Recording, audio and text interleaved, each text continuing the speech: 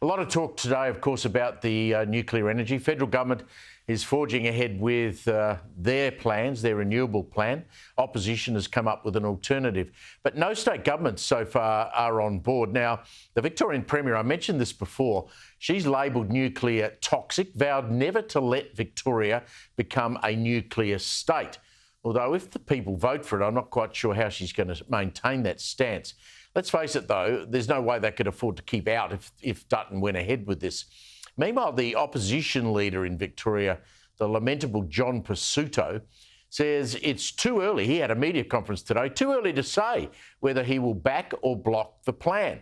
Now, this has caused him a few problems in state parliament in question time today, where the Premier, Jacinda Allen, referenced a Herald Sun column that I wrote 2 weeks ago based on leaked shadow cabinet documents revealing that, in fact, the opposition's policies, Liberal opposition policy in Victoria, actually does endorse nuclear. Here's the Premier. There are some who we know have a secret plan, although after reading Steve Price's article, perhaps it's not so secret after all, Speaker. Not so secret after all. There are those who have a plan to join arm in arm with their federal Liberal National colleagues to support this nuclear plan. Well, we will stand with Gippsland. Whoops, poor old John Pesutto. You should have read the column, mate. Now, for more, I'm joined by our Wednesday panel, Shadow Environment Minister, Senator Jonathan Duniam. It's great to have him on, given what's unfolded today, and Senior Fellow at the Menzies Research Centre and a visiting Fellow at the Danube Institute, Nick Cater. Great to have you both with us. Nick, I got to say, and I know I think you're back in Budapest, some pretty weak-kneed reactions from state Liberal leaders on this today. They've really got to man up on this, don't they?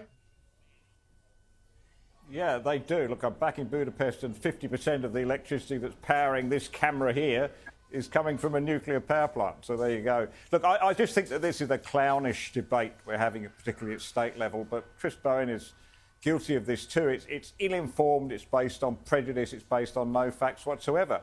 Now, if Jacinda Allen wants to say no to nuclear, she can do that. But spoiler alert, we know how this story ends, because that's exactly what Angela Merkel did in Germany 12 years ago. The German economy is now in a woeful state. It's losing heavy industry and the car manufacturing at a tremendous rate. It's losing jobs because electricity is the most expensive in Europe. That's what happens if you decide that you can get by without nuclear. And I'm afraid that Jacinda Allen is burying her heads in the sand. Obviously, she doesn't want to go against what Albanese and Bowen are saying, but somebody in Labor surely should have the guts to stand up and say, this is the obvious way forward.